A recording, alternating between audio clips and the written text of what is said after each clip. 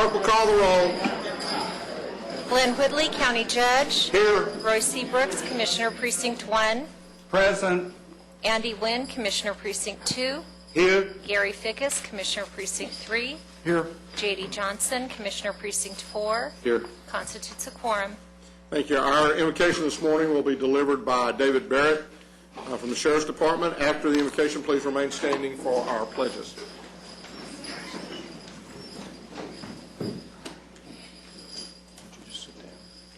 Shall we pray? Dear God, 7 days a week, 24 hours a day, there are Tarrant County employees working to make our county a better place to live. Most of the citizens will never meet these laborers or know the contribution that was made to their lives by these Tarrant County employees. But you see, and you know, and I ask that you will bless each one. We who work here so often take our workmates for granted. Help us to see that we are truly a team, or rather a work family, doing good things and impacting lives. Let us appreciate one another and join together, no matter what department we may work in the great task of making the Tarrant County section of your world better for all who live and work here. We remember especially today those employees who died since our last Employee Appreciation Day. Rebecca Cox, Juvenile Services; Bruce Fife, District Attorney's Office; Jim Pratt, Information Technology; Susan Riley, Information Technology; and Carla Smith, County Clerk. May their souls rest in peace. May our memories of them bring a smile, and may the sorrow of their passing remind us how fleeting life is and how soon our opportunities to show appreciation can be gone. With all of this in mind, I invoke your great blessing on this court and on our whole employee family. May we all be blessed and in turn be a blessing to all we serve and work with. In your holy name, amen. Amen.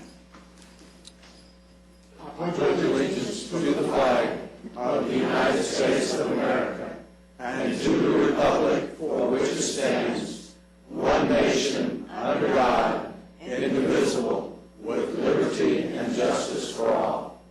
On the Texas flag, I pledge allegiance to thee, Texas, one state, under God, one and indivisible. Thank you, Dave.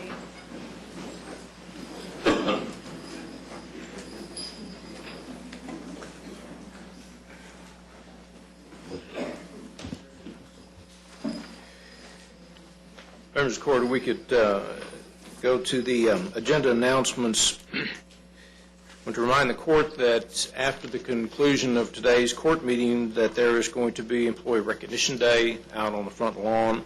That should take, our program should start somewhere between 12 and 12:30. Also, members of the Court, today's on the agenda, the bulk of the time that we spend in open session is going to be devoted to redistricting.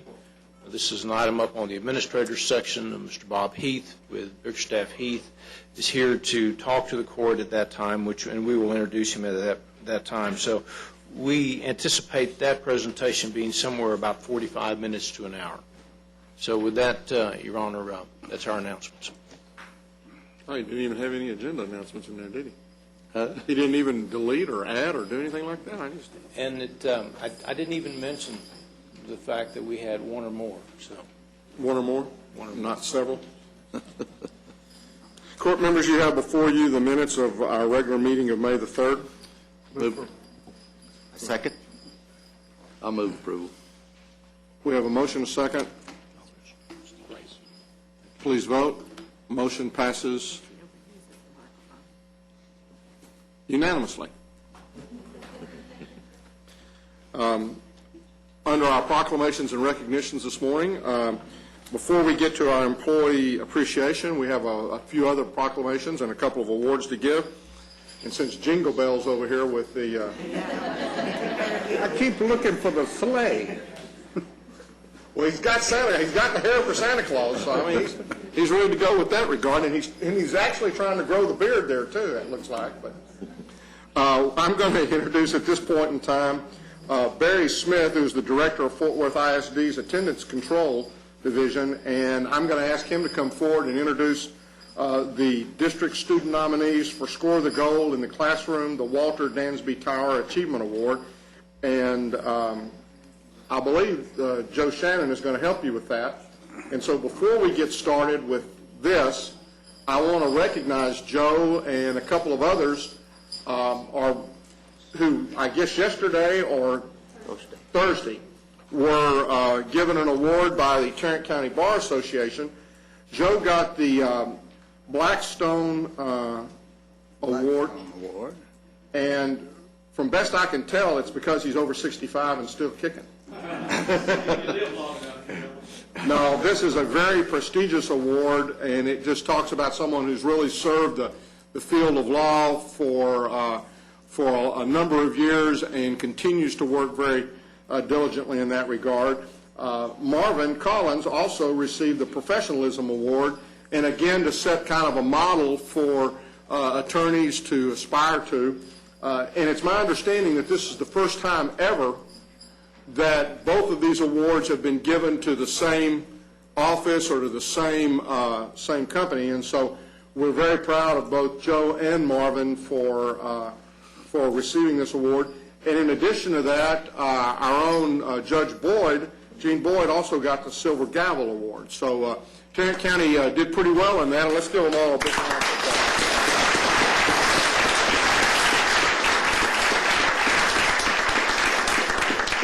And with that, I'll call on Mr. Smith and Well, don't leave Ernie Horn. because he's very active with all of these programs. You bet.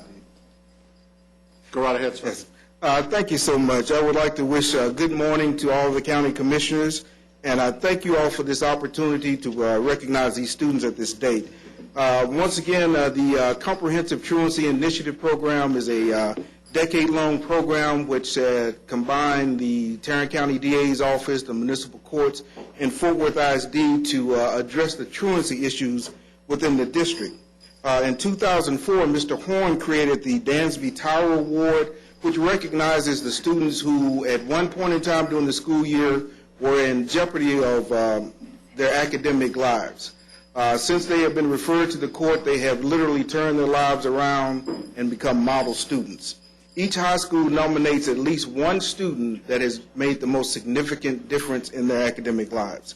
At this time, I understand that the commission has a full agenda, and we want to move as swiftly as possible. So at this time, I would like to name the nominees from each individual schools as well as their stay-in-school coordinators.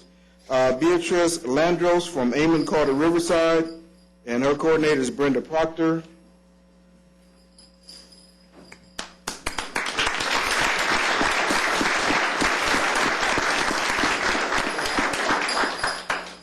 Darcy Rivera and Jesus Loyola, both from Arlington Heights. Their coordinator is Katie Hodges.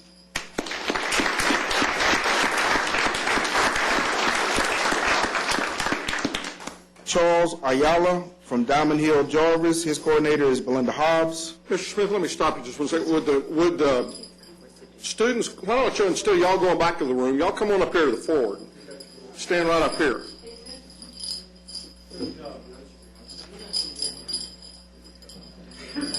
Come on forward. On around. There you go. Thank y'all. Face to front.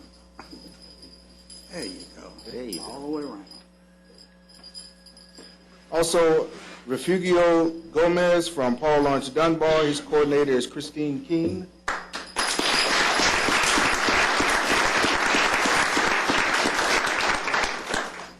Andre Fullerlove from Eastern Hills. His coordinator is Isaac Smith.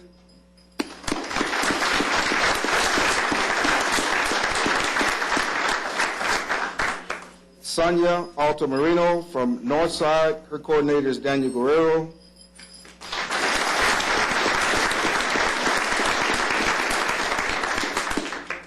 Senada Gary from Pascal. Her coordinator is Minerva Soto.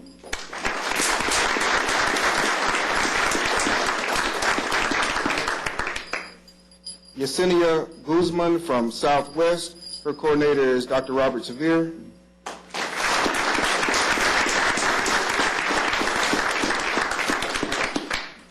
Tracina Tate from Trimble Tech. Her coordinator is Jerome Thompson.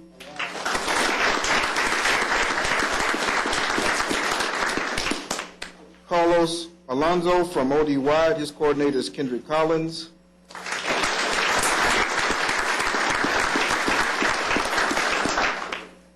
Brittany Kihei from Western Hills. Her coordinator is Don Cortez and Wayne Bigham.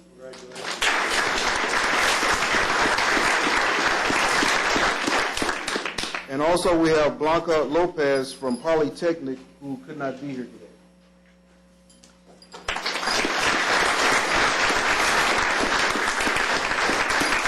Once again, the recipient of the Tower Award will be announced later this evening in a ceremony, as well as the most improved ninth grader.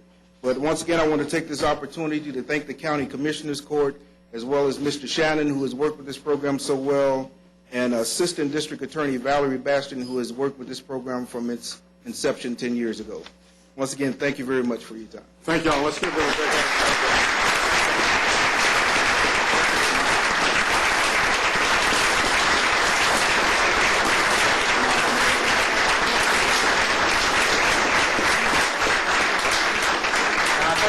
Get some pictures so y'all don't run off yet. Kind of gather in together. Just a little closer. Turn sideways, it works better, you can squeeze a lot more in. Well, This young lady, I can't see her. Swap.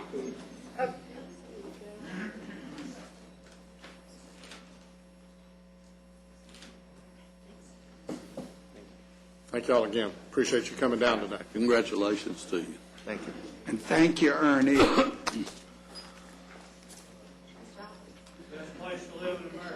There you go. If I could have a motion to receive and file. So moved. We have a motion and a second to receive and file. Please vote. Motion passes unanimously. Next, we have a proclamation from the National Salvation Army Week in Tarrant County, and I will read that into the record. And I believe that we have Mary Rusnick with the Salvation Army. Thank you. Appreciate y'all being here today.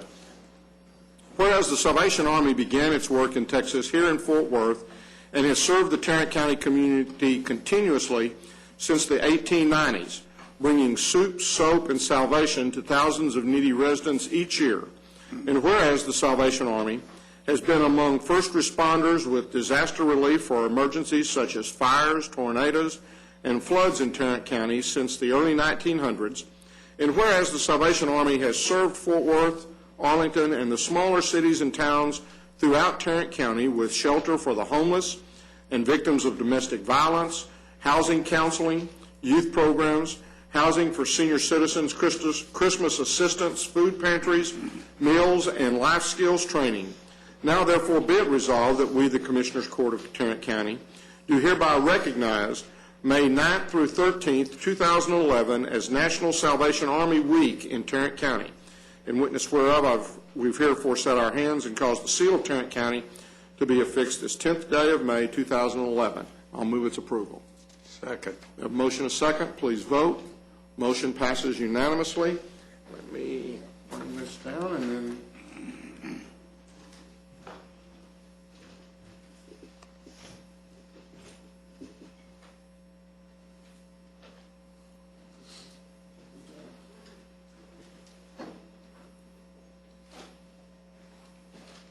The new county photographer did good today.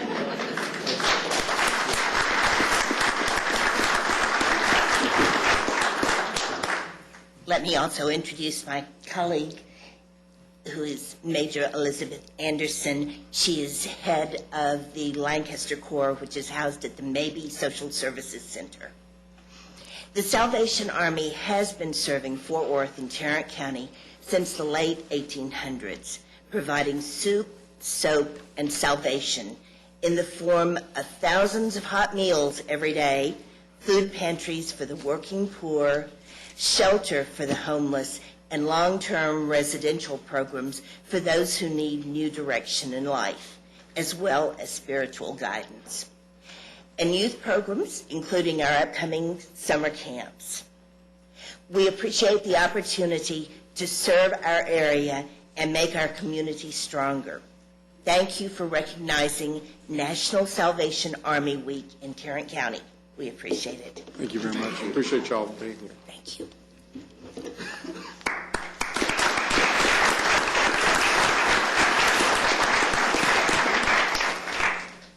Next, we have a certificate of appreciation for Jim Douglas with Wfaa News, which we will actually present later on, so I'll move for its ratification at this time.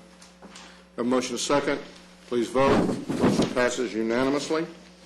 And now we'll have our employee recognition. If I can find a sheet. There it is.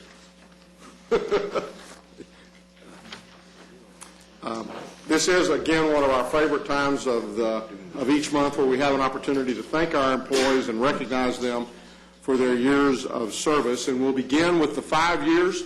And as I call your name or something that sounds like your name, please stand and remain standing until I finish that particular group, and we'll recognize you. Beginning with our 5-year employees, Karen Brenzel, County Clerk.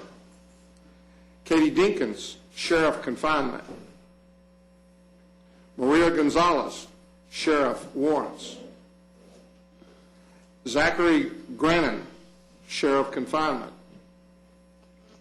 Janet Horton, CSCD. Troy Jones, Resource Connection. Martin Calm, Sheriff Confinement. Joshua Kobayashi, Tax Office. Sonia Lewis, CSCD. Joseph Mack, Sheriff Booking. Reginald Major, Sheriff North Patrol. Susan Mahia, County Clerk. Margot Moore, Auditor's Office. Michael Myers, Sheriff North Patrol. Trina Newman, County Clerk. Cherie Wynn, Criminal Court Support. I'd have pronounced that real bad until you came on this court. I do have some good around. Yes, you've made your impact. Thank you, Judge. Rebecca Powell, District Clerk. Jose Sanchez, Sheriff Confinement. Ruth Sevilla, Public Health.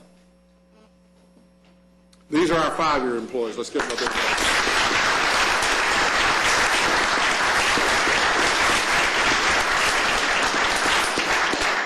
Thank y'all. Now for our 10-year employees.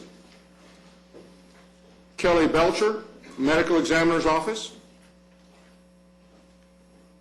Katrina Elsie, Public Health. Dave Pulzak, Information Technology.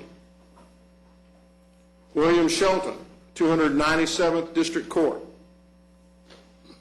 And David Stevens, Precinct 2 Maintenance.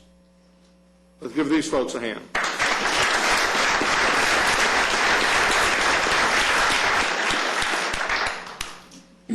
Now for our 15-year employees.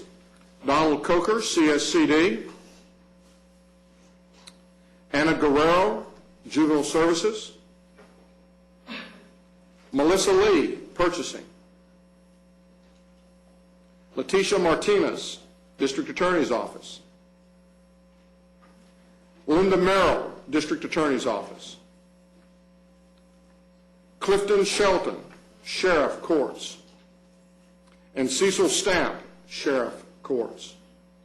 Let's give these folks a round of applause.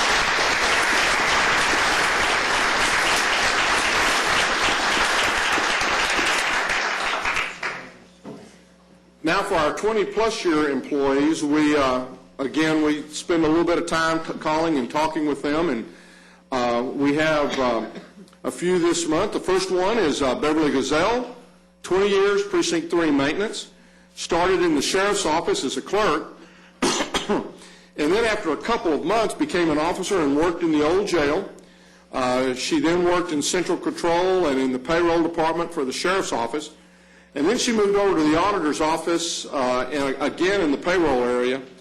And then the light went off and she knew where she was supposed to be, and she went to Precinct 3 and worked in Precinct 3 maintenance. When I asked her about the more memorable days, she said it just right there. The first day she worked in the jail, hearing the inmates yell out the window in the booking area, she says, "Yeah, I wasn't sure about this." When I asked her what she liked most about working for the county, again, it was the stability, and she said it was really working with great people in all three of the departments that she's in.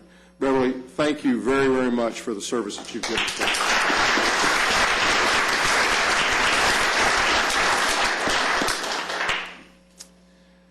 Next is Charles Kaiser, Sheriff Confinement.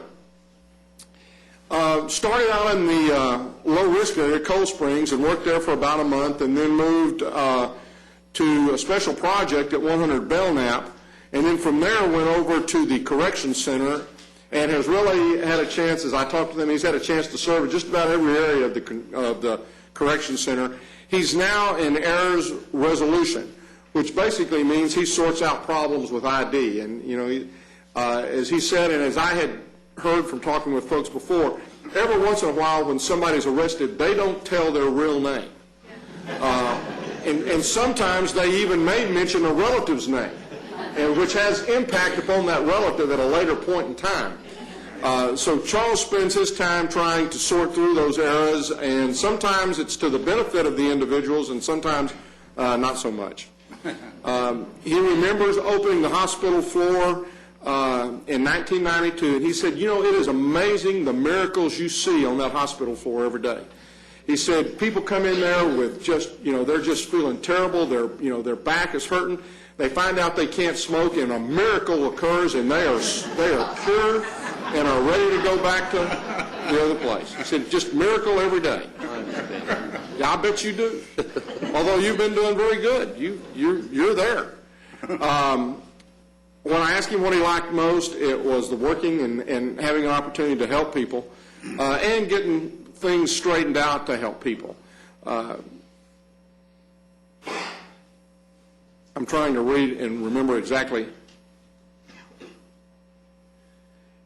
In 2009, he went into the hospital and he ended up having a staph infection. And it was pretty serious. And he said he really remembered that whole process. He wasn't sure he was going to be able to come back to work. He was, and he is so glad that he has had an opportunity to come back to work. And Charles, I'll tell you, we want to thank you very, very much for the 20 years, and we're glad you were able to come back there.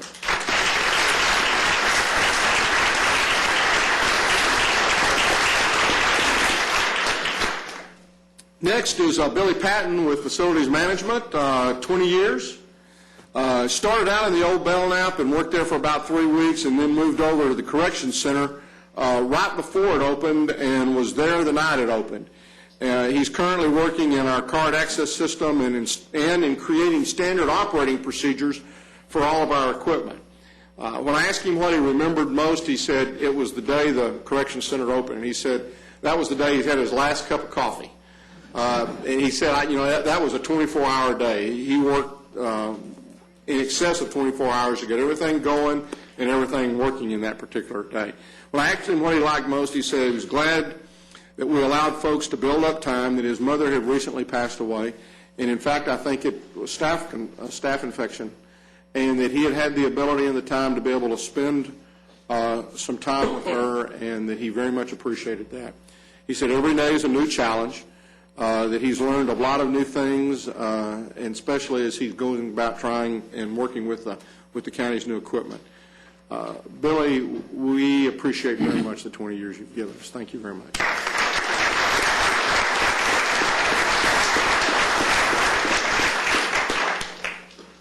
Now, next was James Lassner, who was in the courts area, but when I called and talked to him, I found out he just retired. So I think he had just recently gone past his 20 years, and he retired. So I didn't get a chance to say a lot of good things about him, but if he comes back around, or if you see him, or you talk with him, be sure and tell him how much we appreciate the 20 years he gave to Tarrant County. Next is Carl Weston, Sheriff Warrants, 20 years. Started out in the Cold Springs area and then over to the Corrections Center in the booking area. Then he went into the LEAP unit. And if you don't know what the LEAP unit is, that's the livestock. That's whenever anything gets loose, the LEAP unit has to go catch it. Mostly of the four-legged nature, but maybe some of the other too. Now he is in the CID narcotics and is assigned to the North Texas HIDA unit. When I asked him about his more memorable moments, it was being able to work most of the positions in the jails and the different shifts. She said, I've had a chance to work all around the jails and in the various shifts, and it's really been interesting to kind of see how each one has its own type of characteristics. He also has had an opportunity to be a training officer, and he said, I enjoy very, very much the opportunity to train other folks, and it's very, very rewarding. When I asked him what he liked most, he said was going to patrol. He said, I love the people that I've had a chance to work with over the years. He said, he actually started the mounting, or he was there when they started the mounted patrol unit. He's enjoyed his time in the narcotics, especially in the ability to be able to work with folks from different agencies around this area. He said, I asked him if there was anything else. He said, I've really enjoyed my time with the county, and I look forward to working here for many more years. And I tell you what, Carl, we really appreciate very much the 20 years you've given us. Thank you very much.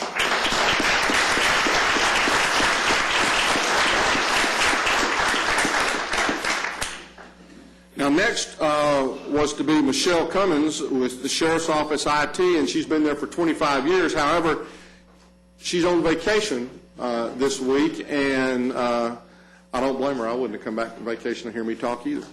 So as you see Michelle over the next couple of weeks, be sure and congratulate her on her 25 years with the county.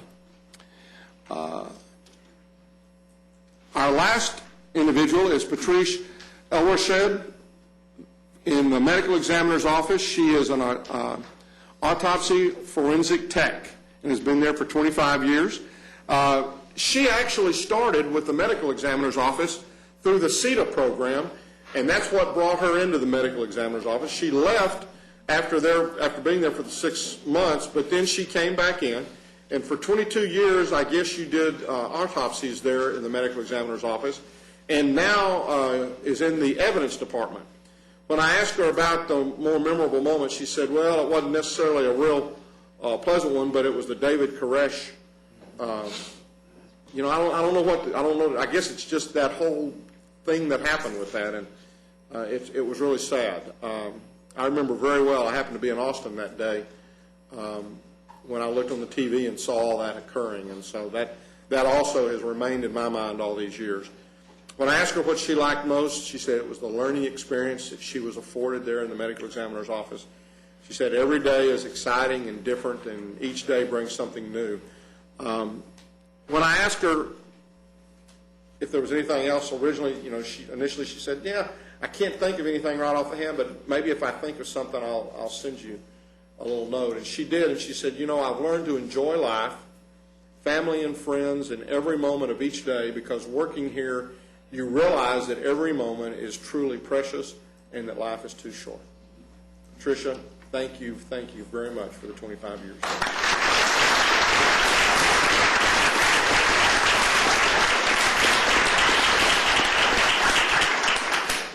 Now, afterwards, as has been announced earlier, we're going to recognize folks for really the entire year out as a part of our Employee Appreciation Day.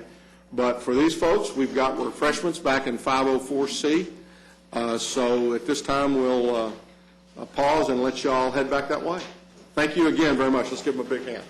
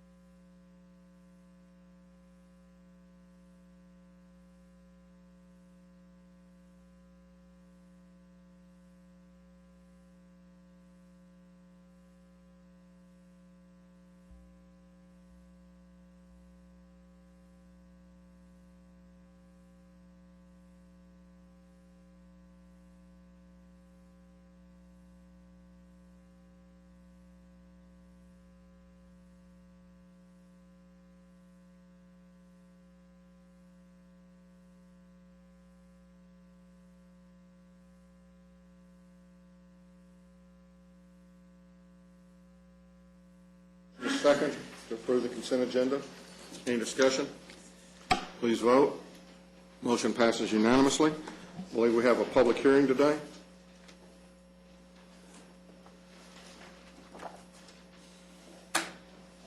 Thank you, Judge. I'm here today to request that Commissioners Court conduct a public hearing to consider closing Rendon Bloodworth Road at 1187 in Precinct 1. This request came to us from Precinct 1 staff at the Maintenance Center. It's a bad sight distance at this intersection of 1187. We're working with the TxDOT, and the recommendation is to close this intersection and put a cul-de-sac at the end of Rendon Bloodworth Road. We've had numerous accidents here, including one fatality. Our recommendation is that we post signs up as soon as school's over and notifying the traveling public that the intersection will be closed this summer. We'll close it during the summer, and then after school starts next fall, we'll construct the cul-de-sac. This is a public hearing, so I'll open the public hearing and ask if there's anyone here wishing to speak regarding this matter. I don't think he's getting up to speak. There appearing none, then I will close the public hearing. Is there any action that... I have a question or two. Yes, sir. There are adequate access points into that neighborhood without Rendon Bloodworth Road? Yes, sir. I would say about a quarter of a mile to the west, there is a signalized intersection that will provide access up and down Rendon Road, including to the school traffic. It's, I would say, less than a quarter of a mile to that next intersection. And closing Rendon Bloodworth Road will not impact access to any property owners located along that road? It will impact their route to get to their property. They will have access. We are not impacting anyone's access. Move approval. Second. We have a motion and a second. Any further discussion? Please vote. Motion passes unanimously. Thank you. Mr. Manius. Thank you, Your Honor. Members of the court, we have 5 items to bring to you. What we are going to do, though, we're going to go through the first 4, and right before we get into the redistricting, we're going to go to transportation. We have other visitors in court and do that action item also. So we'll start by the administrator section, item 1. We're requesting that the court repeal the prohibition against outside burning in the unincorporated areas of Tarrant County. Move approval. Second. We have a motion and a second. Any discussion? Please vote. Motion passes unanimously. Members of the court, we go to item 2. We're requesting that the court approve the submission of a grant application to the Department of Justice for the implementation of DNA services provided by the Medical Examiner's Office. Move approval. Second. We have a motion and a second. Any discussion? Please vote. Motion passes unanimously. Members of the court, item 3 is another request to submit a grant application. This is to the Department of Justice for services rendered in the Medical Examiner's Office. I move for approval. Second. We have a motion and a second. Any discussion? Please vote. Motion passes unanimously. Members of the court, item number 4 is a request for an exception to the travel policy. This relates to the District Attorney's Office in order for one member of the District Attorney's Office to attend a conference which will be held in Dallas, Texas. Move for approval. Second. We have a motion and a second. Any discussion? Please vote. Motion passes unanimously. Members of the court, if we could go to the transportation section very briefly. And I'll ask, Randy, are you going to do this?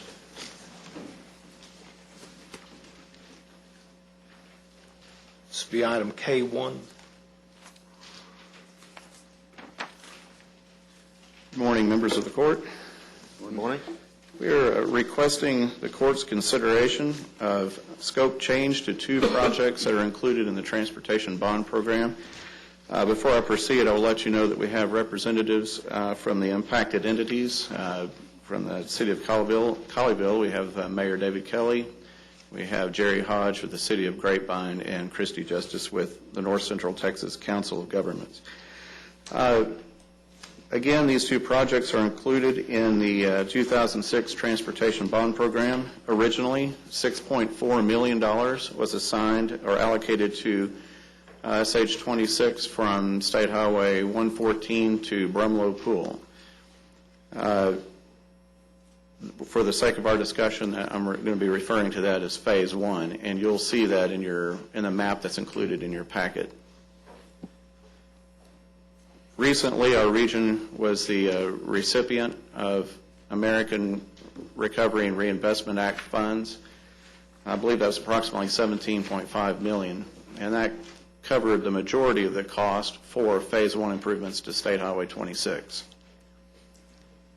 As a result, the opportunity has arisen for us to reallocate $4 million of the $6.4 million to the southern portion of State Highway 26 that is from Brumlow Pool to John McCain. And again, I'll be referring to that as Phase 2. That's shown in your map as well. Additionally, as you're aware, there's a lot of construction going on right now on the DFW connector. These are improvements along the State Highway 114 and State Highway 121 corridors. As a result of some of the design requirements for the DFW connector, the City of Grapevine has had to look at the Bass Pro Drive project and the redesign. They've had to look at redesigning that project. As a result, that has resulted in a cost increase for that project. And so the City of Grapevine is requesting that we reallocate a portion of the $6.4 million to the Bass Pro Drive project, such that our county's commitment would be $3 million, and the city will be matching that $3 million in order to get that project over the goal line. And then finally, as I mentioned to you earlier, the Recovery Act funds don't cover the entirety of Phase 1. There is still a remainder of approximately $600,000.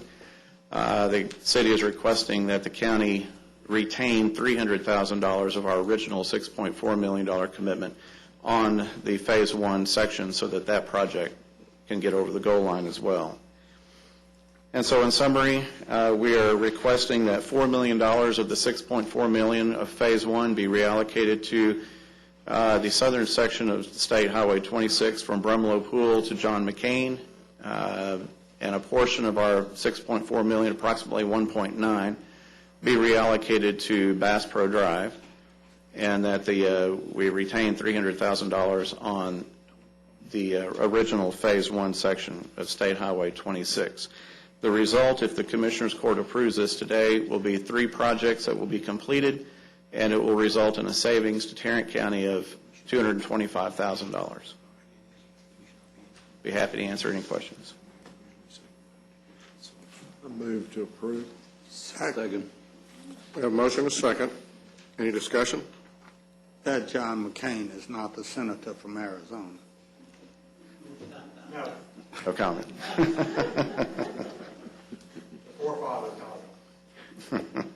Randy, there was, I think, one other thing I wanted to mention Yes. that I'd like to bring up. Our goal is to continue with Highway 26, the improvements. Yes. Now, the city of Colleyville is putting $5 million into Phase 2.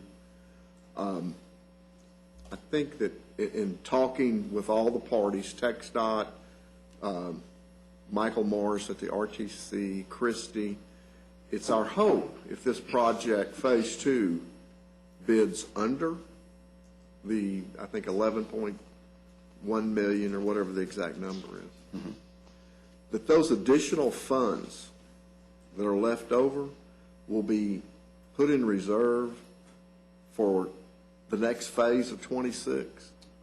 So, because TxDOT has allocated some additional dollars, 15, 16 million, I think, to do the next phase. And if we take those dollars, it just helps us get that further down the road. I believe that was the intent. That was your understanding? That's my understanding as well. And I know that's not written in any of these agreements, but when we come back 2-3 years from now to do the next part of it, we don't want to forget that. Very well. Thank you. In order for that to happen, the court, and we'll need to be bringing this entire issue, it's not just 26, but this entire issue, we'll need to go ahead and change the established policy on our funds that we have under the bond package. So that we'll be bringing this item and additional items up in order to make a decision whenever we have a project that comes in that we've allocated a certain number of dollars to, but the project comes in less than that. What do we do with those excess dollars? So that'll take a policy issue with the court. But Commissioner, if you're a couple of years away from that, well then we're going to be talking about that probably within 30 days. Thank you.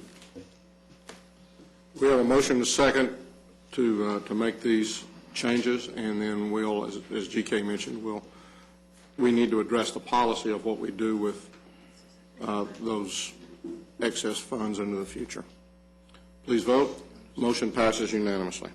Our next item before you today is we're requesting the court's approval of a memorandum of understanding with the North Central Texas Council of Governments, the City of Colleyville, and the Texas Department of Transportation related to improvements to State Highway 26. This is the section that we just discussed, Phase 2. Move for approval. Second. We have a motion and a second. Any discussion? Please vote. Motion passes unanimously. Thank you. Thank you. Members of the court, if we can now go back to the Can I administrator's. ask a question? I guess we're going to do item 3 later on? Yes. We wanted to get those two items up because we had representatives from the cities here. Now we'll move to item number 5 under the administrator section, which is the redistricting effort. Mr. Bob Heath from Bickerstaff Heath is here to address the court at this time.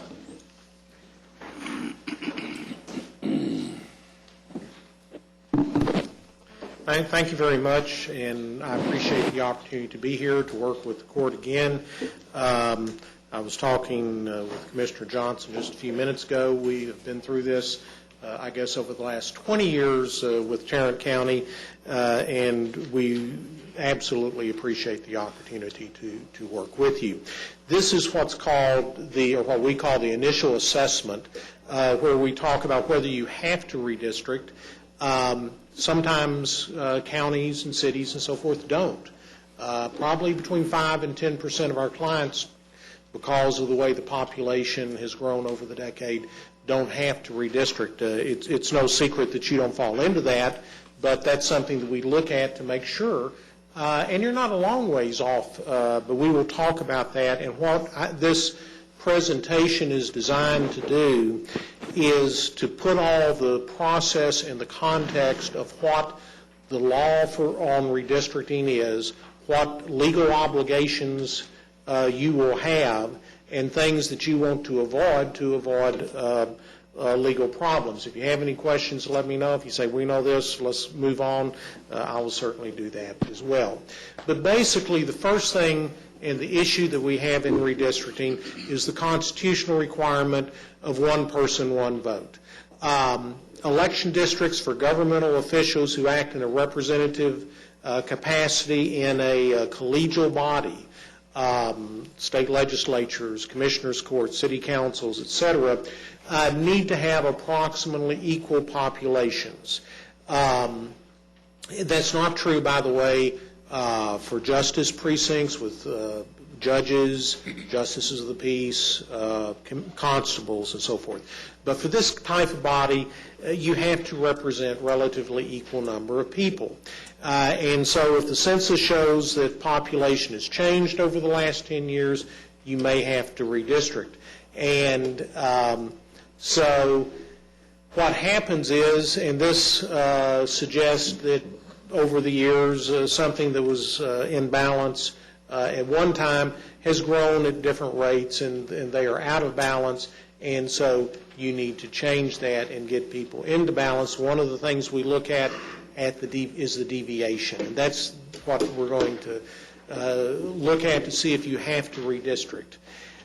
If the deviation is less than 10%, that's considered to be de minimis and fails to make out a prima facie case of unconstitutionality. On the other hand, if the deviation is in excess of 10%, then it's prima facie invalid, and you have to justify that deviation. So basically, we use that 10% as the rule of thumb. If you're under 10%, you're probably okay. If you're over 10%, you're almost certainly not okay. And that's measured between the single-member district with the largest population and the district with the least population. And you may hear about congressional districts. Obviously, we're not really concerned about that, but just as a background matter, they have a much, much more exacting standard. In fact, when the legislature drew congressional districts in Texas, the 32 districts, they had exactly the same population, plus or minus 1. And that's because the population of the state didn't divide evenly by 32. So you can do them very precisely, but you don't have to have that same level of precision. And so after redistricting, you have a situation, you see our little thing, that they are, would move those lines around so that the districts have the same population. So we're going to be looking at census data, and just as a little background, we look at what's called the PL 94-171 file, and that's the census data that is specifically designed for redistricting. The Congress requires the census to publish it in this form for exactly this purpose. It is reported at the block level, which typically in a county like Tarrant County, urban county, is going to be a city block. Now, as you move out into the less developed areas, some of those blocks will be very large because you don't have streets cutting them up as you do in the more developed areas. But there will be a report for every block in the city as to how many people reside there, and they will report the total population, the voting age population, everybody 18 and above, the race of the individual, and whether they are Hispanic or not. Hispanic origin is not a race, it's a separate question. In fact, if you remember from the census, the question as to whether you were Hispanic is question 8, what race you are is question 9. And so they are different. We're going to use total population. You typically use total population to determine population balance, and if you're in balance. There is some litigation going on right now saying, well, maybe you ought to use something different like citizen voting age population. That really has not been the law, that is required, and to use that poses very serious technical difficulties, and I'll be happy to explain them to you if anybody has any questions. But what we use and what basically everybody in Texas has used in the past is total population to see if you're in balance. Voting age population is something we look at to measure voting rights issues because that gives us a better idea of voting strength than total population does, because some areas have more children who can't vote than others. So we'll be looking at voting age, but we're going to balance on total population. Now, we're going to have to comply with the Voting Rights Act of 1965, and that involves requiring that whatever we do be pre-cleared by the Department of Justice, and there are also provisions in there where somebody could sue you if they're dissatisfied, so we want to make sure that we comply with all the requirements of the Voting Rights Act. The first part of that is what's called Section 5, and that's where you have to have pre-clearance. They have to review any change in election practice, standard, or procedure and say if it's okay. Now, we can also go to the District Court of the District of Columbia and ask them to pre-clear it, but that is a much more time-consuming, a much more expensive process, and 99.9% of all pre-clearances are done through the Department of Justice.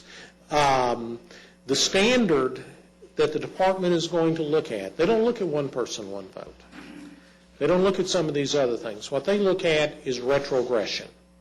Are minorities, and because they are protected under the Voting Rights Act, worse off under the new plan than they were under the old plan? Have you backslided? Have you made things worse?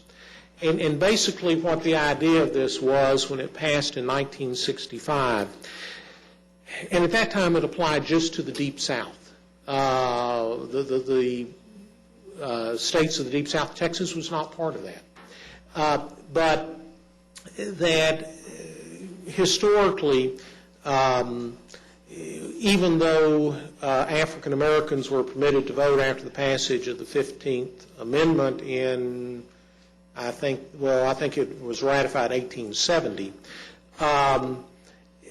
and technically were legal or eligible to vote, a lot of states, particularly in the Deep South, did things to keep them from voting, and they were, literacy tests and other sorts of things. So what the Department of Justice or what the Congress said is, we want to make sure you don't do any end arounds and do things that look okay on their face, but in fact cause the minorities to move back in their ability to exercise their electoral rights.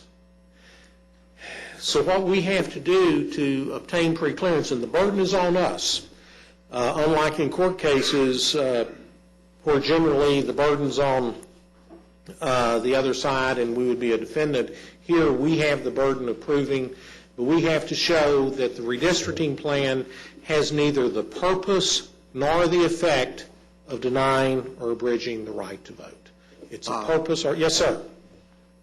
What minority groups are protected under the Voting Rights Act of 1965? Racial and language minority groups, and basically those will be African Americans, Asians, Hispanics. Now, as a practical matter, some of those do not reach a critical mass, so that in Asian, which is an issue that is involved here, I think certainly we want to be careful to make sure that we protect the Asian community, give them the opportunity, and they have been successful in some regards, but they are nowhere near a critical mass in electoral mass in any district. We're still going to be looking at them, but I'm not sure that the department would say, well, there's enough that we can have an issue there. But generally in Texas, most of the time you're looking at African Americans, you're looking at Hispanics, and you also look at Asian. It's a purpose or effect test. Purpose means you can't have the purpose of discriminating. And effect means you can't do something that has a retrogressive effect. So to determine if something retrogresses, we have to know what the standard is. What are we measuring against? And that's called the benchmark. And that is the existing plan, the old plan, the one that's in use now, but measured by the current population. So a district may have been drawn 10 years ago and had a particular level of minority voters, let's say, and now, because the population shifts, the level's down here. Well, this is the benchmark down what it is now, because we can't necessarily get back to that mark. So we can't retrogress against the current benchmark in the existing plans. Justice precincts, as I said before, those are not representative districts. One person, one vote does not apply. But if we modify them, if we make any changes, we have to be approved by the Department of Justice, and they will look to see if those changes adversely affect any of those protected groups. Now, on discriminatory purpose, you'll recall we said it's a two-part test, purpose or effect, neither the purpose nor effect. On purpose, Department of Justice will examine the circumstances surrounding the adoption of a plan to determine whether evidence exists of any discriminatory purpose of denying or abridging the right to vote. I certainly don't think we're going to have any discriminatory purpose. They will look at what people say, if there are any comments. I absolutely don't expect any issues like that to arise here, but in the past there have been situations where people have made comments in the process or expressed an intent during the process to do something that would perhaps adversely impact minorities or be considered to be discriminatory. So if you have a discriminatory purpose, you're trying to restrict the right of minorities, that's something they're going to look at. But retrogressive effect is the main thing that's going to come into play. They're going to compare that benchmark with the new plan and see if it reduces the minority voters' ability to elect the candidate of their choice. Now, sometimes you have a situation where you have a minority district and it's too small or too big, whatever. It's got to either gain or lose population. And when you do that, it may necessarily reduce the minority percentage in that district. You know, it's too small, it's got to gain population, there's no minority population or no significant minority population to add. What the department's going to look at is at what you did and if there were alternative ways of being less retrogressive. They want you to do the best that you can under the circumstances. Now, the department may object if a plan reduces the minority voting strength and a fairly drawn alternative plan could not ameliorate or prevent that retrogression. The burden's on us. And the other thing is that if we go through, if we are approved by the Department of Justice under Section 5, it doesn't keep us from being sued by somebody else later. It is no guarantee that somebody's not going to sue us. In fact, they really can't sue us until we go through the Section 5 process. Section 2, we said 5 is the retrogression issue. Section 2 is discrimination. There are different standards. A plan might not be retrogressive, but could still be discriminatory. And you could be sued under Section 2 because you're discriminating against minority groups. Section 2, and that's where people sue you, prohibits election practices that discriminate on the basis of race or language minority status. Generally, what you need to do to avoid Section 2 liability is to avoid cracking or packing, and we'll have a little slide that shows what those are. But cracking, it's also sometimes called fracturing, is dividing a compact group, minority group, into multiple pieces in order to fragment their voting power. So splitting them up and moving them around multiple districts when, if they were kept together, they would have voting strength. Packing is just the opposite, and it's concentrating minority voters in a single district, whereas if you divided them, they might have strength in two districts. Now, cracking and packing, by the way, goes on all the time in redistricting in the political sense. I mean, that's what happens, you know, when people draw congressional districts. And if the Democrats are in control, a lot of times they'll want to put all the Republicans in one district, so then you can have more Democratic districts.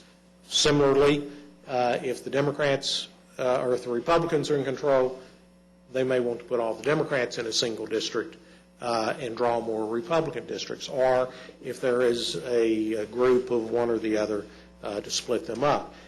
If it's purely political and you're not doing minority groups particularly, that may not be a problem, but if to do that with a minority group is something that would potentially cause liability under Section 2.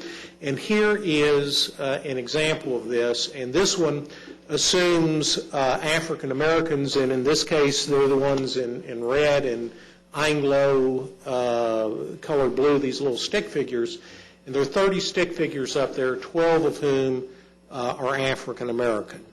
And just for the purposes of this example, if you would assume with me that both groups are totally cohesive, meaning that the African Americans always vote for an African American, the Anglos always vote for an Anglo. They're cohesive and they're polarized. It's not that way in real life, but we're going to assume that. And also that everybody votes. So if that's the situation, we could draw some districts like this where we divide our 12 African Americans up so that every district has 4 and 40%. In which case, with our assumption, they wouldn't be able to elect anybody. Now, real life voting patterns are different, and that might be sufficient to elect in real life. But in our example, that would be cracking because we have carefully divided our group to avoid any sort of ability to control those districts. Now, let's look at another set of lines, same allocation of the population, but we have moved the lines around so that we have a district which is 90% African American, and the others are 10 or 20%.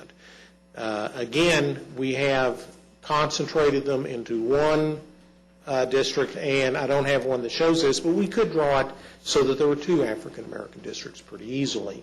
So that's cracking or packing, the other was cracking. And those are the things that are prohibited. The other thing that we have to be aware of, if we do all the voting rights issues and draw plans that are not discriminatory, that are not retrogressive, that are in population balance, we have to be aware of a case called Shaw versus Reno, which was decided after the 1990s, or the cycle of redistricting, or in the 1990s cycle of redistricting, and it deals with racial gerrymandering. The questions there are, was race the predominant consideration in drawing the plan, and if so, is race a narrowly tailored means of addressing a compelling governmental interest? And here's the district that led to that case. This is the 12th Congressional District in North Carolina after the 1990 redistricting. I happened to be in the U.S. Supreme Court the day this case was argued. And I assure you the lawyer for the plaintiffs in the case had a copy of that map up on an easel and kept pointing to it and calling the court's attention to it, and the court had a real problem with the map. It follows largely an interstate highway. In many instances, it is no wider than the interstate highway. In fact, there are 2 or 3 places on there where there is no width at all to the district in that it comes to a single point. And in fact, because of that, that is why you will notice that District 6 is really in 3 separate pieces. And it's because the District 12 in yellow at a couple of instances comes to a point. It shares that with District 6, so it sort of jumps across that point. But what it did, that was an African American district. The North Carolina legislature put these pockets of African American population, some rural, some urban, not necessarily with common interest other than their race, together over a long, elongated district. It created an African American district. It was possible, however, to create one that was much more compact, much more realistic, and it wasn't at all necessary to do that, except for political purposes. They wanted to do it that way, and the Supreme Court said you can't do that. Now, this sort of puts folks between a rock and a hard place because on the one hand, the Voting Rights Act says you have to consider race. Obviously, you can't draw districts without considering race. Here, the Supreme Court says you can't consider race too much. So you have to balance what you're doing. Here's another map. and this one is a little closer to home. I always use the Houston one. There was one in Dallas as well. But I was involved in some cases in Houston involving similar issues, and this is congressional districts in Harris County in the 90s. The case was called Bush versus Varied. 2 went to the Supreme Court. The one up at the top is the before plan. The one at the bottom is the after. And with the before and after, you can understand that, of course, the Supreme Court overturned the first one. The red district was drawn as a Hispanic district. They carefully tried to find every possible concentration of Hispanics, put them together,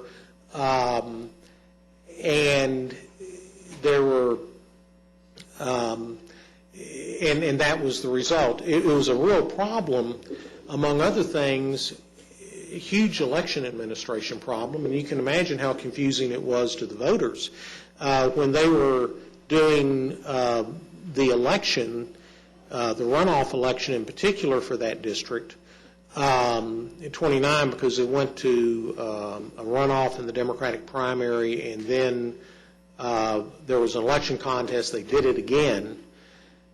The election, they didn't have an election administrator, the clerk, left out 3 or 4 precincts from the election because she couldn't figure out that they were in the district. When we were putting it on our computers, and computers have grown a lot since then, but at that time our computer kept crashing, our system. We called the software developer and said, what's the problem? Said, by any chance are you putting in the 29th Congressional District in Texas? Said, yes. Said, the system won't handle it. It's just too complex. So the bottom is what the courts did afterwards. Now, the fact is that the heavily Hispanic areas are still in the red. The light green, which was an African-American district, the heavily African-American districts are still there. Both districts performed the same way under the first as under the second, and it really didn't make that much difference. There were a few, a percentage point or 2 difference. It wasn't that much. And part of it, too, was that there were probably a greater percentage of citizen voters in the second one than the first. So you can accomplish the same things using more realistic lines. Under Shaw and the line of cases following that, basically the standard is it's okay to be aware of race and to consider race. You have to do it for the Voting Rights Act. But it can't be the predominant factor to the subordination of traditional districting principles. It can't be the be-all and end-all. Bizarrely shaped districts like the 2 that we just looked at are not unconstitutional per se, but it may be evidence that race was the predominant consideration. If it's predominant, it still may be okay if we are narrowly tailoring the plan to address a compelling governmental interest such as compliance with the Voting Rights Act. So if we have to draw a district in that way to comply with the Voting Rights Act, we can do it, but we have to be narrowly tailored so that we can't use race more than is necessary. We have to do something like that after picture, not the before picture, where they were much more, going after every Hispanic in the community, which really didn't do anything for the effectiveness of the district.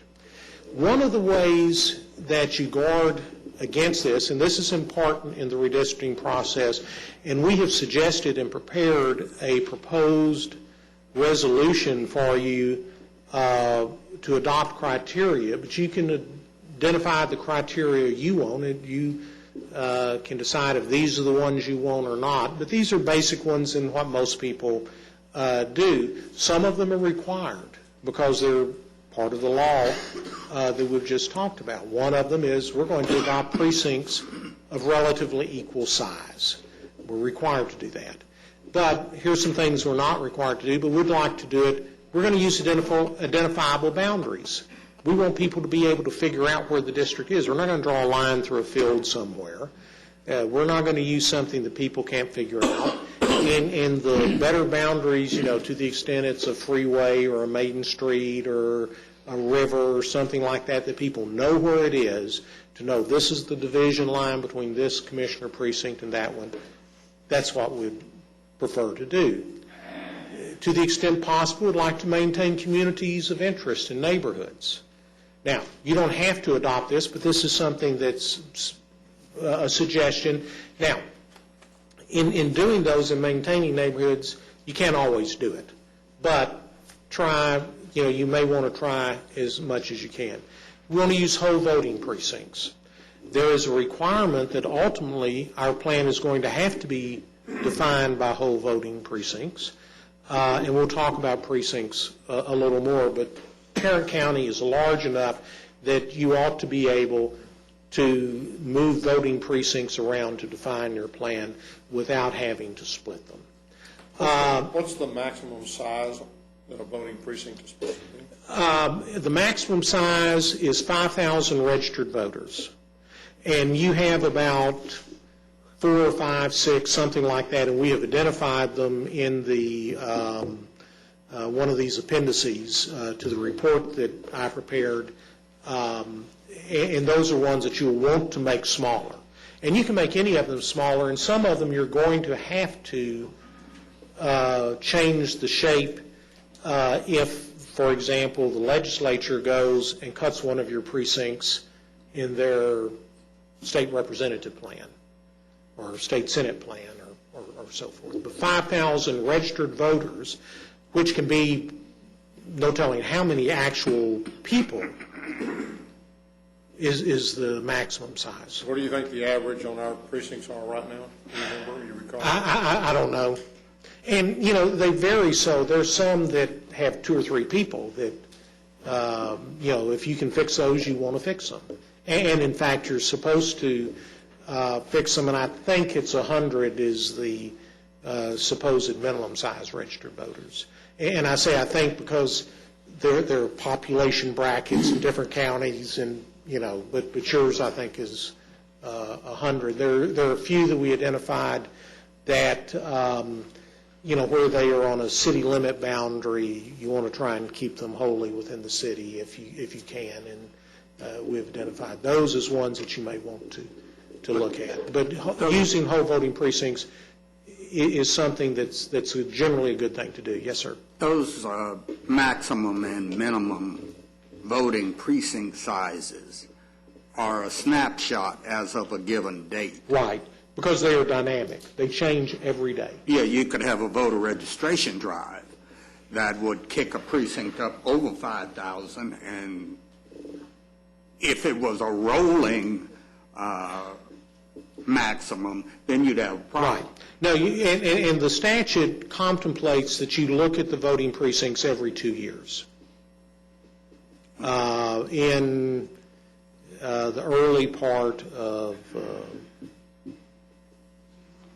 odd-numbered year, well, I don't have the statute in front of me, but there's a statutory schedule.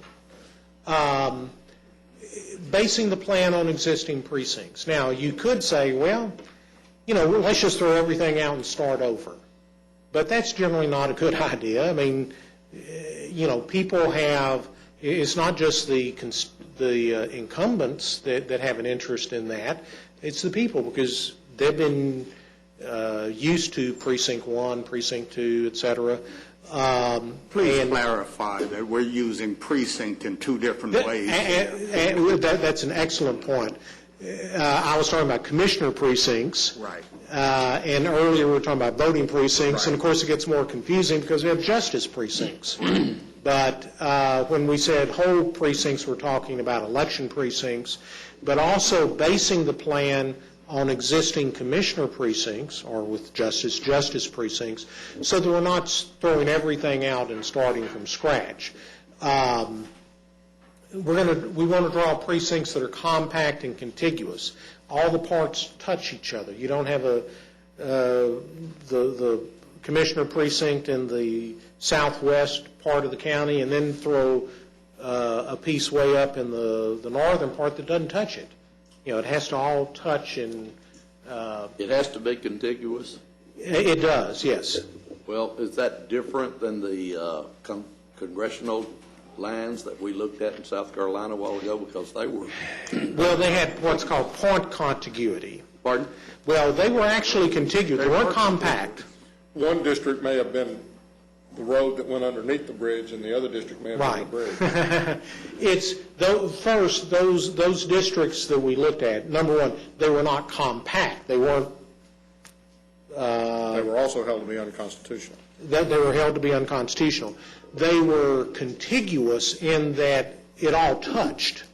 Now, with the North Carolina one, I think it was 2 points, maybe more.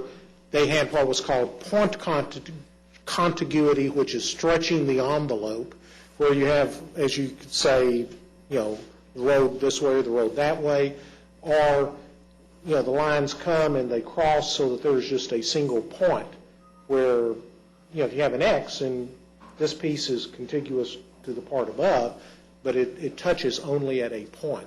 There's no width to it. Contiguity is everything touches. Compactness is that it's small, or, the most compact shape is a circle. There are ways, by the way, of measuring compactness. We can do that, and we can tell you where you show up on the scale. Generally, we don't do that because I don't think it's too helpful. The mathematical thing is that helpful, but we have the capability of doing that. Keeping existing commissioners in their precincts. And this was the thing I was saying, that it's not just for the incumbents. There are constituent incumbent relationships that have developed, and that takes care of and recognizes the interest of the constituents in maintaining that relationship. I certainly, where I live, I feel that I have a relationship with congressman, the state rep, state senator, and I'd like to keep those people. And so that's something that is an appropriate criterion. And then narrowly tailoring to comply with the Voting Rights Act, making sure, we're going to make sure we comply with the Voting Rights Act, we're going to make sure that we comply with one person, one vote, and we're going to follow what traditional districting principles. And as I say, if you want to change some of these, you can, but these are ones that we suggest and that typically are followed. One of the things we want to do to balance these conflicting legal obligations is to build a record that does that. And there's a case, I mentioned I used that because I had a case in that same area. This was one for the city of Houston, where they drew a particularly non-compact, depending on your point of view, council district. But it's one they had to draw it that way to comply with the Voting Rights Act. We knew we were going to be sued. People told us, we're going to sue you. And it was one of these things, they were going to sue us no matter what we did. But what we did is we built a record as we went along. We planned ahead. We were aware of what our legal obligations were. We adopted criteria that reflected traditional districting principles, including consideration of race. We paid attention to the criteria when drawing the plan. We considered and evaluated any plan that was presented in terms of the criteria, and looked at it. We did a report, and we analyzed it in terms of how well the plan conformed. We furnished that analysis to the governmental body before it adopted the plan. The districts were not truly bizarre, although in that case they were sort of bizarre, but because of the voting rights requirements, they had to be. And that plan was approved, And even though that particular council district, when you look at measures of compactness, somebody put something out, said it was one of the least compact districts, one of the 5 least compact districts in the United States, maybe number 1 for a city council, but the district judge ruled for the city on summary judgment. Didn't even have to go to trial. People on the other side were the folks that did, or helping the other side at least, as an amicus, were the folks that did the Shaw versus Reno case in North Carolina. We won in the the summary judgment was upheld in the Fifth Circuit. The Supreme Court denied cert. So we built all this, we developed the record, the court relied on the record, ruled for us without trial because we did it that way. Or the court, or in that case, city council did it that way. Now here's the timeline. This is, by the way, a very general timeline. There are no precise dates on there. But we are at the initial assessment. We're maybe a month or so behind there, but it can be anywhere in that time period. Here are things we're doing right now. The next thing, we will have a first draft of a plan. And then once we get a first draft of a plan, and we'll talk to you and see if you have any comments, suggestions, things that you want. We'll try and put a plan together with your guidance, your individual guidance. We're not going to meet with you, except in open session or properly posted executive session. But we may, we can certainly listen individually to what you say. And that's something that is just up there to talk about, because the plan's not something that we're going to draw. It's something that you're going to approve and decide on. And a lot of times it's easier to put something up and say, okay, here's something, now tell us where to change it. What's wrong, what's right, what needs to be done. And we'll conduct a public hearing on that. All this can happen anywhere in this yellow line, so that the public has the opportunity to comment on it. And by the end of the summer, we want to be adopting a plan. Before we adopt it, we'll assess anything the public has submitted. We'll assess any plans, and sometime in there adopt the plan. And then try by early fall to submit it to the Department of Justice. The Department of Justice requires 60 days to review a plan. They have the opportunity to ask for additional information. And if they do, they start the 60 days over again. So we try to allow 120 days, hoping we won't need all that. But they can just do it once. So we try, just to be safe, to allow 120 days. And that should get us pre-clearance before we have to begin implementing with a filing deadline, which will be January. Well, I haven't looked at the calendar, but typically January 2nd. Don't know where the weekend falls this year, but and that will give us plenty of time. Now, October 1, you're supposed to make changes to county election precincts because of redistricting. Also, with the Department of Justice, we'll submit it. They may have questions. We can respond to those. Sometimes they just call and ask questions. That doesn't start their time period again. Sometimes they ask for additional information. And by the way, when they ask for additional information, it's not because you didn't provide it in the first place, because what we do is they tell you what's required and what's suggested. We provide everything that's required and everything that's suggested. And sometimes they ask stuff because it gives them the extra 60 days. And typically, by the way, they ask it on the 59th day. They don't ask on the 30th day. And then finally, we would implement that plan. Now, election precincts, we have to make sure that our election precincts conform to the new county commissioner precincts and for other administrative purposes. If we have done our commissioner precincts using whole election precincts, we probably won't have to change for that reason. But an election precinct cannot contain more than one of any of these groups. Commissioner precincts, justice precinct, congressional precincts, state senate, state rep, a single-member district in a city of greater than 10,000 population, State Board of Education. And what that does is that can create problems, and to the extent you have some precincts that have very few people, it's probably because of this. Because sometimes the state legislature, when they draw a Senate line, may not pay attention to these. And when I've worked with the legislature, I always told them that use whole county election precincts to the extent possible. They don't always pay attention.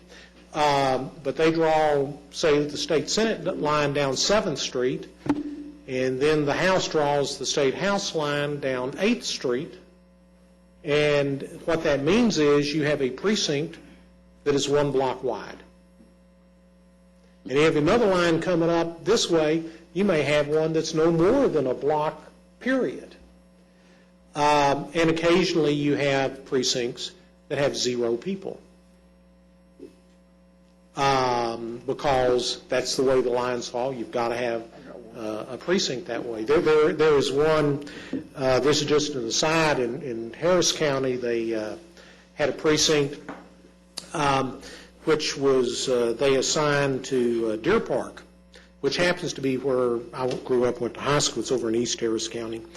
And it was Precinct 666. They number them sequentially. And folks down there didn't like that. They felt that had bad connotations, and they went to the Commissioner's Court and said, we don't want to be voting in Precinct 666. So the Commissioner said, okay, and they gave them a different number, and they moved that to one of these precincts, which is where I think it's Loop 610 and maybe Highway 290 or something, intersect. And because of the way the legislative lines are drawn, the highway intersection, underneath the intersection, is a voting precinct where no one lives. No people in it. And so that is known as the devil's own precinct, but nobody votes there.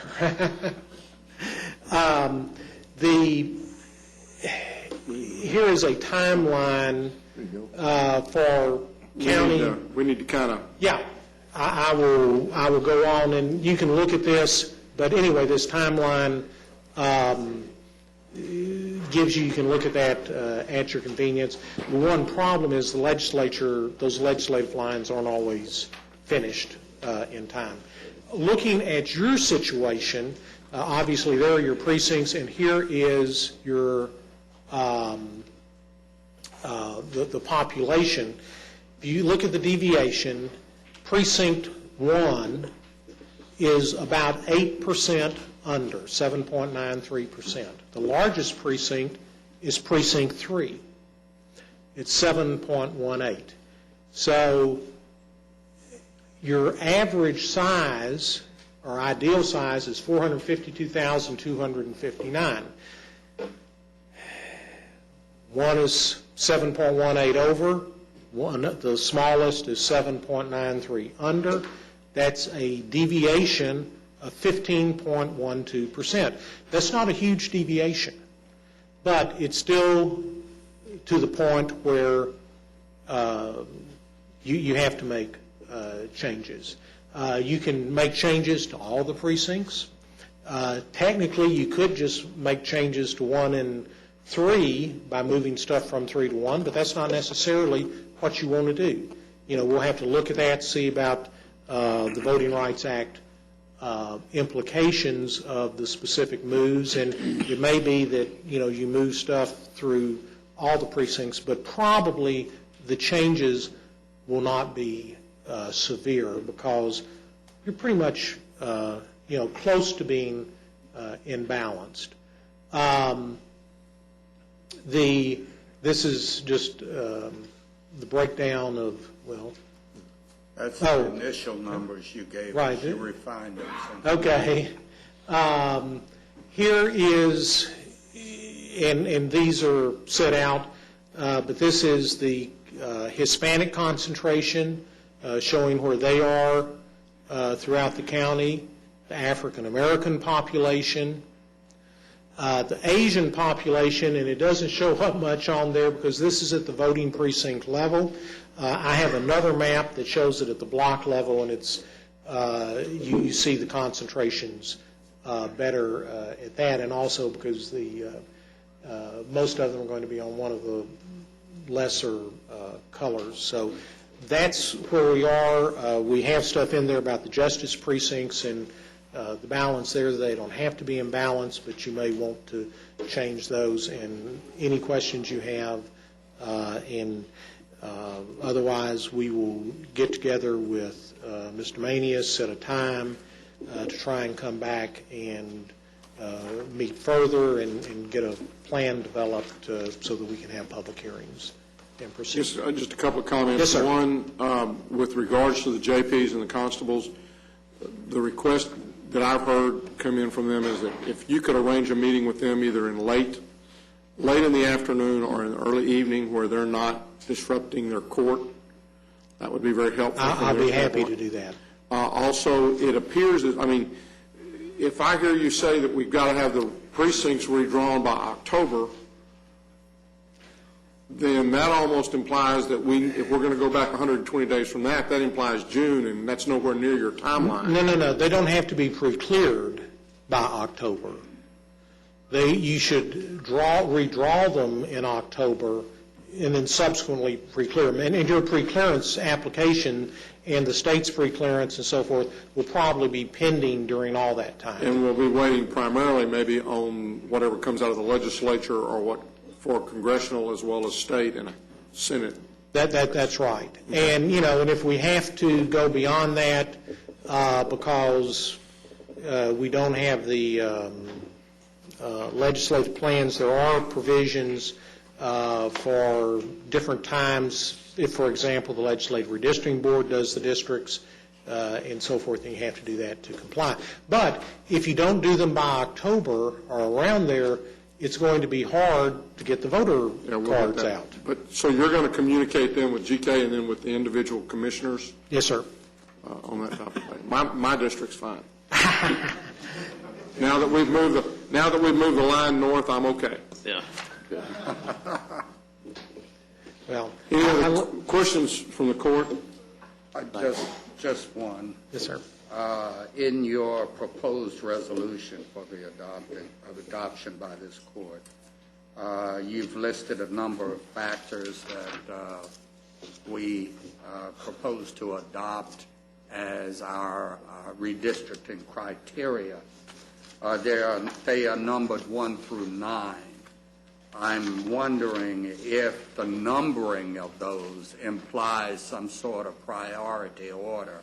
No. Or if they are all equally prioritized. I wouldn't say they are equally prioritized because some, for example, number 9 is, I think, that we're going to comply with the Voting Rights Act. No.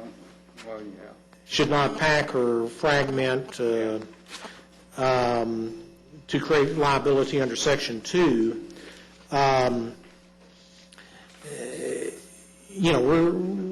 Anything that is legally required is, I think, a top priority. So they are not. That's kind of right. The basis of my concern because those two, Section 5 and 2 are numbers 8 and 9. Right. Not 1 and 2. And part of that is that I think in the Shaw cases they said, you want to look at all these traditional districting principles and make sure you're following those, and then but it's okay to depart from those to the extent necessary to comply with the Voting Rights Act, and it sort of follows a Shaw analysis. But the idea is anything that's legally required, and clearly one person, one vote, Section 2 of the Voting Rights Act, Section 5 of the Voting Rights Act are legally required, and I think those are of the primary importance. There's also a resolution or an order for guidelines for people to submit plans, and just saying if you're going to submit a plan for us to consider, do it in writing and do the whole county. Don't show one commissioner precinct, because you show one, it affects everybody else. We need to see them all. Okay. Thank you very much. Thank you very much. Appreciate it, and looking forward to working with each of you. Thank you. Thank you.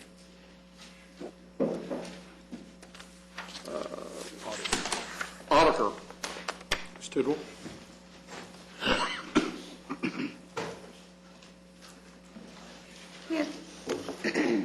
Excuse me, we have two items for the Commissioners to Courts to consider this morning. First is to receive and file the quarterly investment report for the period ended March 31st, 2011. So moved. Second. We have a motion and a second. Any discussion? Please vote. Motion passes unanimously. And our other item is to receive and file the Tarrant County financial statements for the period ended March 31st, 2011. So moved. Second. We have a motion and a second. Any discussion? Please vote. Motion passes unanimously. District Attorney? Mr. Wright? Thank you, Your Honor. The first item is a contract between us and HHSC. This allows us some money for prosecution of these kind of cases. They're welfare fraud type cases and the like. Move approval. Second. We have a motion and a second. Any discussion? Please vote. Motion passes unanimously. Thank you. Ms. Glenn? Move to receive and file personnel agenda. Second. We have a motion and a second to receive and file personnel agenda. Any discussion? Please vote. Motion passes unanimously. Thank you. We have two additional items. The second item, we're asking the court to approve the Job Evaluation Committee's recommendation for the Auditor's Office. We're asking that this change be made effective May 11th. Move approval. Second. A motion and a second. Any discussion? Please vote. Motion passes unanimously. Our third and final item, we're asking the court to approve a waiver of terminal benefits for Precinct 4. We're asking the court to approve this waiver effective May 11th. That's William Russell's position. He's retired. Move approval. Second. We have a motion and a second. Any discussion? Please vote. Motion passes unanimously. Ms. Brewer.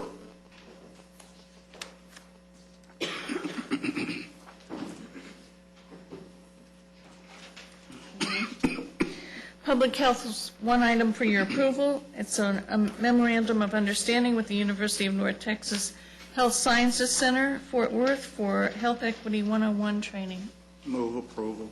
Second. We have a motion and a second. Any discussion? Please vote. Motion passes unanimously. Thank you. Thank you. Mr. Beecham. We have two bid award recommendations for several, as GK might indicate this morning. First one is bid number 2011-052, the purchase of furniture for the medical examiner's office expansion. Recommendation would be to award on a per enterprise basis, awarding to the low bidder by section, awarding to Business Interiors, Warrior and Shoots, and Advantage Supply. Move approval. Second. We have a motion and a second. Any discussion? Please vote. Motion passes unanimously. Second item is another bid award recommendation for RFP number 2011-080. This is for the administration of the Tarrant County Family Drug Court. Recommendation would be to award this RFP to Tarrant County Challenge Incorporated, amount of $74,070. For approval, we're also seeking contract approval. Move for approval. Second. We have a motion and a second. Any discussion? Please vote. Motion passes unanimously. Thank you. Thank you, Jack. Any, no, Ms. Lamb, come on down for item number 3. Judge, I'm here today to ask that the court approve the abandonment, vacation, and closing of Bilardi Court in Pyramid Acres, Unit Number 8. And I was here last week to ask for the same item. The court did approve it, and I found out Mrs. Green had told me, and I'd forgotten, but it had to have full court approval. So since we were missing 2 members last week, that action did not. Approval. Second. A motion is second. Any further discussion? Please vote. Motion passes unanimously. Thank you. Are there any appointments today?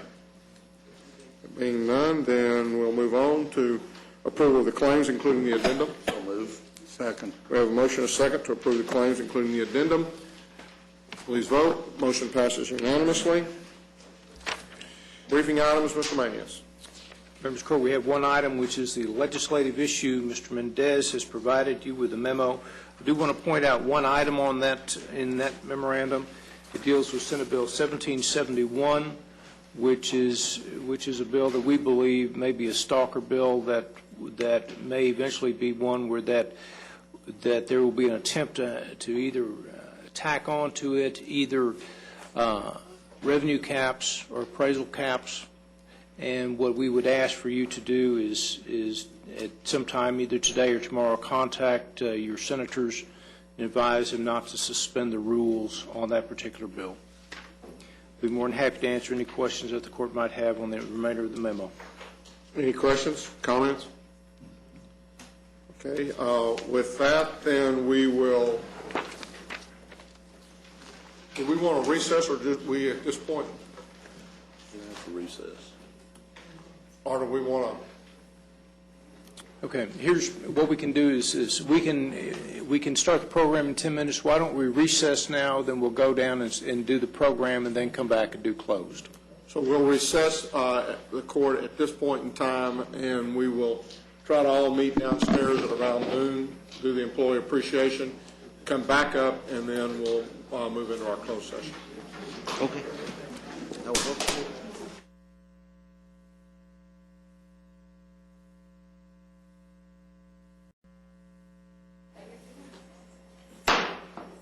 Now come back from our recess, and Commissioners Court will now recess the open session and proceed to closed session to discuss items exempted under sections 551.071, 072, 074, 076, and 087 of the Texas Government Code.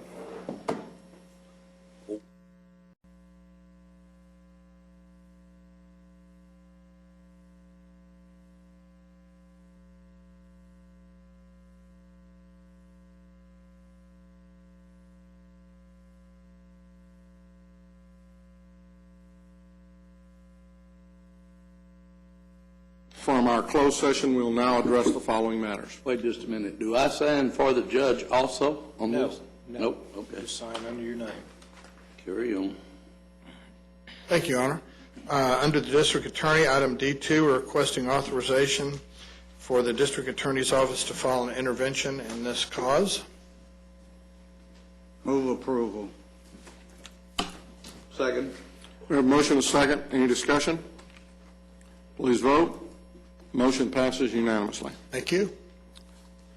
There being no further business, we are adjourned. Well, the reason this is signed by everybody is because it's got everybody's name up here. Yeah, but I think that was something y'all did last week. Bro, you got two signatures right there.